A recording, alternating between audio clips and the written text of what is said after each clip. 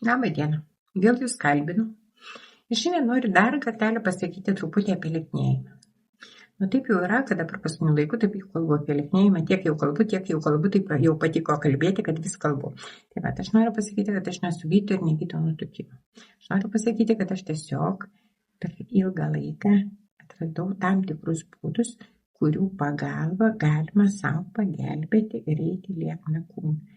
Žinote, kaip sunkiausia tai yra tada, kada mes tai sulieknėjam, tai sustorėjam. Aš kartais tai vadinu supinio principu, kartais literatūroje yra tas vadinamas jojo principas, kartais kempinės principas. Išspaudžia skystį, jinai lengvutė, jinai vėl prisigeria ir vėl mes putlutės, gražios, neraukšlėtos ir visokios kitokios. Tai vat, ką aš noriu pasakyti, kad aš esu tos nuomonės, kad savęs prievartauti ir pasakyti per savaitę minus 7 kg nėra prasmės. Tai yra teroras savo atžvilgiu, tai yra smurtas, tai yra nemeilė savo ir taip toliau. Pagaliau nėra tokio fenomeno, kad labai greitai numetus svoris negrįžtų.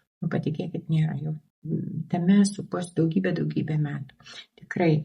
Tai va, reikia įsisąmoninti, kad tokie paprasti sprendimai, nenaudojam druskos, einam į pirtį, pašokinėjam 3 savaitės ant batuto ir beleką, mus sulieknins ir tai išliks visam gyvenimui, praraskit mergaitės viltį. Nėra tokių stebuklų.